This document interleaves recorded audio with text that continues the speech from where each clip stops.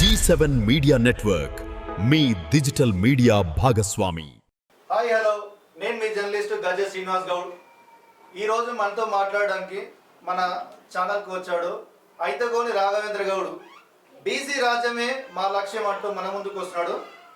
ప్రస్తుతం మనం అతనితో మాట్లాడే ప్రయత్నం చేద్దాం. వెల్కమ్ ఐతగోని రాఘవేంద్ర గౌడ్ గారు.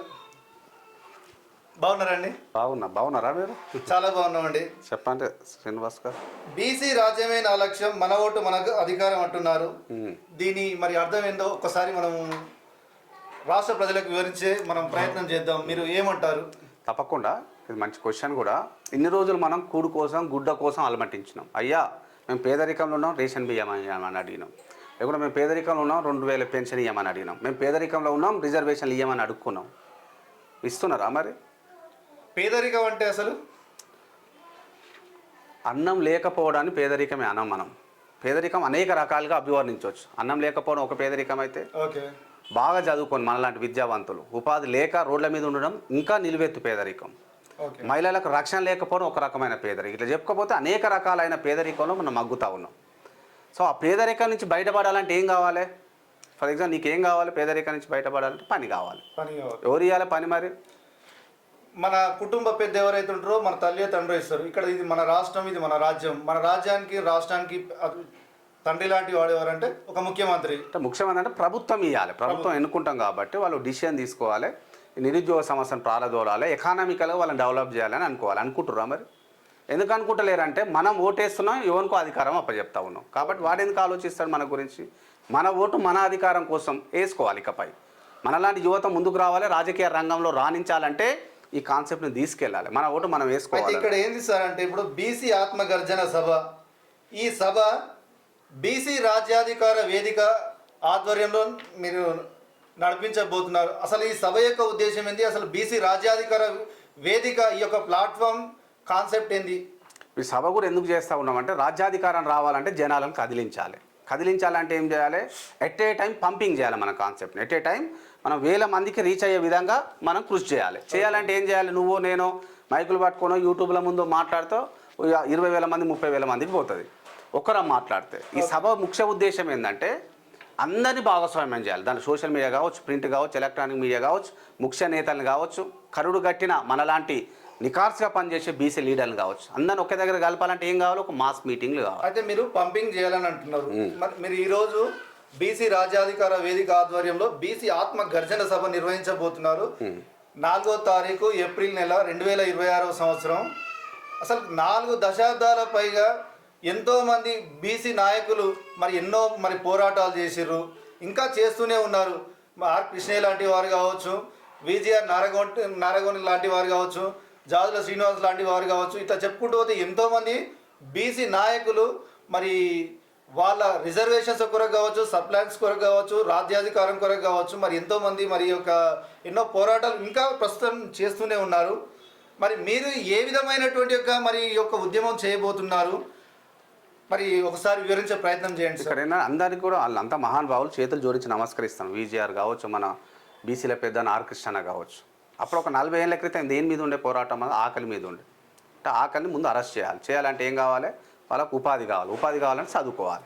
కాబట్టి కృష్ణని హాస్టల్ని పెట్టించిండు, స్కూళ్ళని పెట్టించిండు. ఇట్లా అనేకమైన ప్లాట్ఫామ్ ద్వారా బీసీలను చైతన్యం చేసే కార్యక్రమం చేసినారు. ఇట్లాంటి పెద్దలు పెట్టడం వల్ల ఏమైంది? అనేక మందిని చదువుకున్నాం, బయటకు వచ్చినాం. ఇప్పుడు నిరుద్యోగ సమస్య ఉంది, అది కూడా ప్రధానమైన సమస్యనే కదా. కృష్ణ లాంటి వాళ్ళందరూ పోరాటం చేస్తున్నారు కాబట్టి ఉద్యమం ఉద్ధృతంగా సాగుతూ ఉంది. సో ఇప్పుడు ఈ నిరుద్యోగ సమస్యను కావచ్చు, లేకుంటే బీసీల హక్కులు సాధించబడాలంటే మేమేమంటున్నామంటే ఇన్నోవేటివ్గా రాజ్యాధికారం రావాలి. కృష్ణ లాంటి వాళ్ళు ఉండాలి, నీలాంటి వాళ్ళు ఉండాలి, నాలాంటి వాళ్ళు ఉండాలి. మన అందరం కలిసి ఒక రాజ్యాన్ని ఏర్పాటు చేస్తే మీరు అన్న పాయింట్స్ అన్నీ వస్తాయి మనకు. కాబట్టి ఆ దిశగా పోవడానికే బీసీ రాజ్యాధికార వేదిక ఆధ్వర్యం చేస్తూ ఉన్నాం. బీసీ ఆత్మ గౌరవ పోరాటం, ఆత్మగర్జన కావచ్చు, ఇది కేవలం మన తెలంగాణ రాష్ట్రంలోనే ఉందా? యావత్ భారతదేశంలోని యొక్క అన్ని రాష్ట్రాల్లోనే ఉందా? ఇది ఫస్ట్ మనం ఇక్కడ మనం ఏం చేయాలంటే బీసీలందరూ చైతన్యవంతంగా ఆలోచన. ఫస్ట్ మన ఇల్లుని చక్కదిద్దు. ముందు రాష్ట్రం బాగుపడాలంటే ఏం కావాలి? గ్రామం అంటారు. గ్రామం కాదు, కుటుంబం బాగుపడాలంట. రాష్ట్రం అయినా గ్రామం అన్న, గ్రామాలు అంటే ఏముంటే కుటుంబాలు ఉంటాయి. అంటే కుటుంబాలనే గ్రామం అంటే కుటుంబాలన్నీ బాగుపడితే గ్రామం, తర్వాత గ్రామాలు బాగుపడితే మండలం, మండలం బాగుపడితే జిల్లా, జిల్లా బాగుపడితే రాష్ట్రం. ముందు తెలంగాణలో ఇది ఉద్ధృతంగా తీసుకెళ్దాం మనం. బీసీ రాజ్యం అనేది తీసుకెళ్ళిన తర్వాత ఏమవుతుంది, ముందు దక్షిణ రాష్ట్రాల మీద తర్వాత ఫోకస్ చేయొచ్చు, తర్వాత భారతదేశ వ్యాప్తంగా తీసుకెళ్ళచ్చు. ఎంతో టైం ఏం లేదు. ఫస్ట్ మనం ఒక యూనిట్గా మనం తెలంగాణని తీసుకున్నాం. ఇక్కడ బీసీలను ఏకం చేద్దాం. బీసీ ఆత్మ గౌరవ పోరాటం ఇన్ని రోజులు చేస్తాం. దీన్ని ఇంకా ఉద్ధృతంగా తీసుకెళ్ళి రాజ్యాధికారం దిశగా మన ఉద్యమాన్ని మలుద్దామని నేను అంటాను. అయితే ఈ మరి బడుగు బలహీన వర్గాల రాజ్యాధికారం తెలంగాణలో గత దశాబ్ద కాలాలుగా నడుస్తూనే ఉన్నది. మరి ఇక్కడ దక్షిణ భారతదేశంలో తమిళనాడు కానీ, ఉత్తర భారతదేశంలో బీహార్ కానీ, ఉత్తరప్రదేశ్ కానీ ఇట్లా చెప్పుకుంటూ పోతే ఇంకెన్నో రాష్ట్రాల్లో మరి యొక్క సాధ్యమైంది. మళ్ళీ ఇక్కడ ఎందుకు సాధ్యం కాలేకపోతుంది, ఇంకా ప్రశ్నగానే మిగిలిపోయింది. మరి ఎంతోమంది ఈ యొక్క అగ్రవర్ణాల నాయకులు మరి కాంగ్రెస్ కానీ, బీజేపీ కానీ, మరి బీఆర్ఎస్ పార్టీలో కానీ వాళ్ళు హామీలు ఇస్తున్నారు, ఎలక్షన్ మేనిఫెస్టోలో పెడుతున్నారు. వాళ్ళు అధికారంలోకి రాగానే మరి ఎందుకు అమలు చేయలేకపోతున్నారు? కాబట్టి ఇది మరి ఇది బడుగు బలహీన వర్గాల బలహీనతన. అదే నాకు అర్థమైంది. నేను ఏమంటున్నా అంటే, ఇప్పుడు నువ్వే అన్నావు ఎప్పుడు కావాలి ఈ ప్రశ్న కంటే ఇప్పుడు సమాధానం ఇద్దాం. ఉద్యమం నేను ఎందుకు ఈ క్వశ్చన్ వేసాను సార్ అంటే, మీకు 2023 ఎలక్షన్లో తెలంగాణలో కాంగ్రెస్ పార్టీ అధిక నాయకత్వం అయినటువంటి రాహుల్ గాంధీ భారత్ జోడో యాత్ర నిర్వహించినప్పుడు జిత్నా హిస్సేదారి ఉత్నే భాగీదారి అనేటువంటి ఒక నినాదాన్ని తీసుకురావడం జరిగింది. అందులో భాగంగా కామారెడ్డిలో, మన తెలంగాణలో కామారెడ్డిలో డిక్లరేషన్లో మరి ఒక మేనిఫెస్టోలో చేర్చడం జరిగింది. బీసీ 42% రిజర్వేషన్లకు మేము అనుకూలం, మేము పార్లమెంట్లో మేము బిల్లు ప్రవేశపెట్టి మేము ఇది సాధ్యాన్ని చేసి చూపిస్తామన్నారు. మరి ఎందుకు ఇప్పటివరకు దాదాపు 2.5 సంవత్సరాలు అవుతుంది ప్రభుత్వం ఏర్పడి కూడా ఇప్పటివరకు అమలు కాలేదు? అందుకే అంటున్నా, ఆ పార్టీల గురించి మర్చిపోవాలంటున్నా. మనమే ఆ పార్టీని హైలైట్ చేస్తాం. ఎందుకు మర్చిపోవాలంటే ఇక్కడే కాదు, ఇప్పుడు కాంగ్రెస్ ఇప్పుడు చేసిందే కాదు, కాంగ్రెస్ కావచ్చు, బీఆర్ఎస్ కావచ్చు, బీజేపీ కావచ్చు, ఇక్కడ ఏ అగ్రవర్ణ పార్టీలను తీసుకున్నా 70 ఏళ్ళకి ఇదే మోసం చేస్తా ఉన్నాను. నేను అధికారంలోకి వస్తే నీకు ఉద్యోగ సమస్య ఇస్తా అంటారు, నిరుద్యోగ సమస్యను అంతం చేస్తా అంటారు. నేను అధికారంలోకి వస్తే ప్రభుత్వ బలాలను బలోపేతం చేస్తా అంటారు. చేసిరా? కాబట్టి మాట్లాడవద్దు. తప్పు చేస్తున్నాను మనకు తెలిసిన తర్వాత తప్పు చేస్తున్న గురించి మనం ఎందుకు మాట్లాడుకో, మనం ఏం రైట్ చేయాలి, మనం ఎట్లా మనం ఈ ఉద్యమాన్ని తీసుకెళ్ళాలి, ఎట్లా మన యువతను భాగస్వామ్యం చేయాలి, మనకు జరుగుతున్న మోసాలను ఎట్లా చెప్పాలి, ఎట్లా వాళ్ళని రాజ్యాధికారం వైపు తీసుకురావాలి. ప్రశ్నలు ఉన్నాయండి, దానికి సమాధానం కూడా చెప్పాలిగా మనం. కాబట్టి ఆ సమాధానం ఏంటంటే బీసీ ఆత్మగర్జన సభ రేపు నిర్వహించేది. దాంట్లో వస్తే మనం రాజ్యాధికారం తీసుకురావాలంటే ఏం చేస్తూ ఉన్నాం, ఈ అగ్రవర్ణ పాలకుల కుట్ర ఎట్లా తిప్పి కొడతా ఉన్నాం, మన రాజ్యాన్ని మనం సాధించుకున్న తర్వాత ఏం జరుగుతుంది, ఇది ఎన్నేళ్ల ప్రణాళిక, మనం ఎవరిని ఈవెన్ ముఖ్యమంత్రిగా మనం ప్రకటించబోతాం, ఇవన్నీ కూడా మనం చేసుకొని ముందుకు అంటే రాజకీయ ఉద్యమానికి రాజకీయ పంతాన్ని కూడా ముడిపెడుతూ మనం ముందుకెళ్దాం. ఈ బీసీ ఉద్యమ పోరాటం అంటే కేవలం రిజర్వేషన్లు, బీసీ సప్లాన్లు, బీసీ కార్పొరేషన్లు ఇవేనా?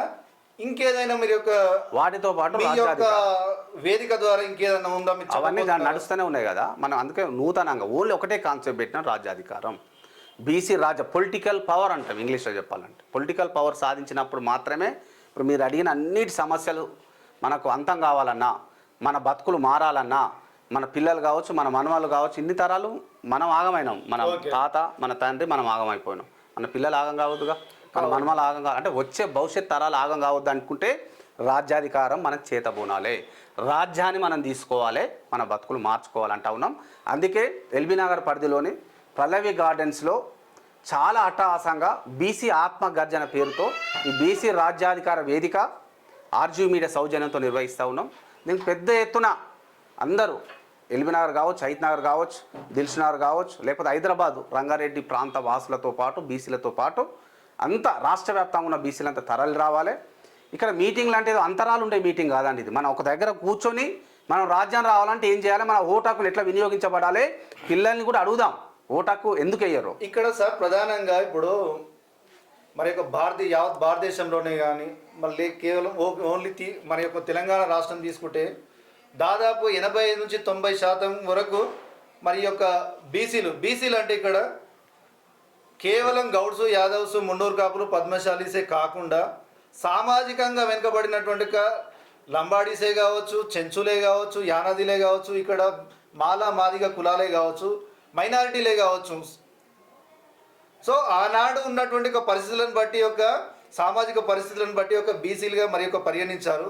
మరి ఇంత అత్యధిక జనాభా ఉన్నటువంటి మరి యొక్క బడుగు బలైన వర్గాలు మరి ఎందుకు అధికారంలోకి రాలేకపోతున్నారు?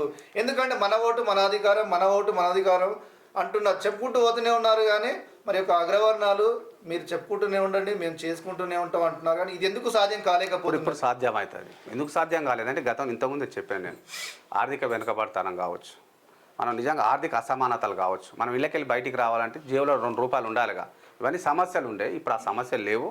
బీసీలంతా చైతన్యవంతమైనారు. మన రాజ్యాంగం కళ్ళ ముందు ఉంది. కేవలం 2 ఏళ్లలో వచ్చే అసెంబ్లీ ఎన్నికల్లో బద్దలు కొడతాం. బీసీలను దాదాపు 80% బీసీలను గెలిపించుకునే ప్రయత్నం చేస్తాం. దాని కార్యాచరణ ఉంది.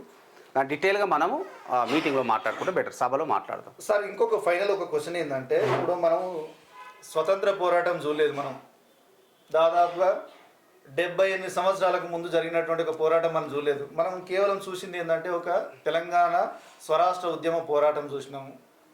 మరి స్వతంత్ర పోరాటంలో కూడా మరి చాలా దీనావస్థ పరిస్థితులు ఉండే బ్రిటిష్ యొక్క పరిపాలన కాలంలో కానీ, మరి యొక్క తెలంగాణ స్వరాష్ట్రం సిద్ధించకంటే ముందు కూడా మరి యొక్క ఆంధ్ర పెట్టుబడిదారులు కానీ ఆంధ్ర పాలకుల ఏలుబడిలో కూడా మరి ఎన్నో సమస్యలకు గురి అయినాం. మరి అన్ని పాసిబుల్ అయినాయి. బ్రిటిష్ వాళ్ళని తరిమి కొట్టినటువంటి చరిత్ర భారతదేశాన్ని, అందులో ఒక బడుగు బలైన వర్గాల చైతన్యంతో సాధ్యమైంది.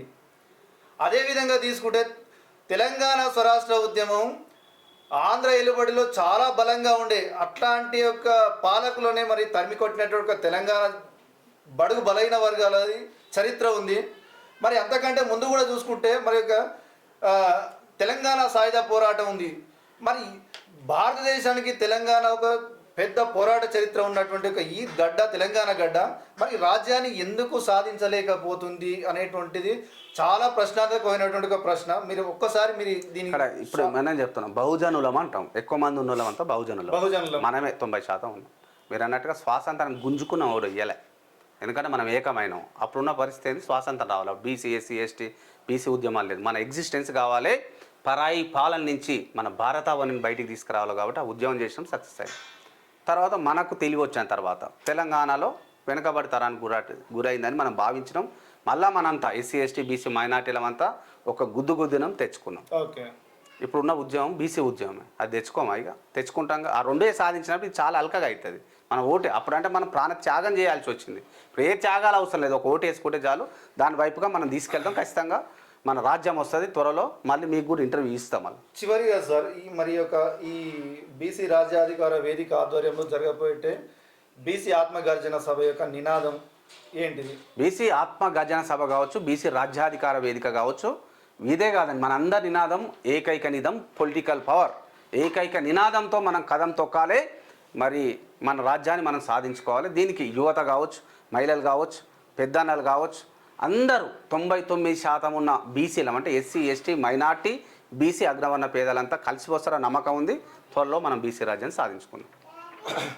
సో ఈరోజు మనం బీసీ రాజ్యాధికార వేదిక అధ్యక్షులు, అదేవిధంగా RGV media chairman Aithagoni Raghavendra Goud గారి మరి మనం ఇంటర్వ్యూ చాలా అద్భుతంగా మరి వినడం జరిగింది. అదేనండి, నేను కూడా అందరికీ యావత్ తెలంగాణ రాష్ట్రంలోని బడుగు బలైన వర్గాల ప్రజలకు నేను విన్నవించేది ఒకటే. సో ఇక్కడ రాజ్యాధికారం సాధ్యం కావడం చాలా సుగమం. ఒకటే, మన ఓటు మనం వేసుకున్నప్పుడే ఇది రాజ్యాధికారం సాధ్యమవుతుంది. సో తప్ప ఇంకా దీనికి మించి ఇంకొకటి వేరేది లేదు. సో ఈనాడు మన స్టూడియోకి వచ్చినందుకు ఐతగోని రాఘవేంద్ర గౌడ్ గారికి ధన్యవాదాలు. థ్యాంక్ యూ అన్న. G7 మీడియా నెట్వర్క్ మీ డిజిటల్ మీడియా భాగస్వామి.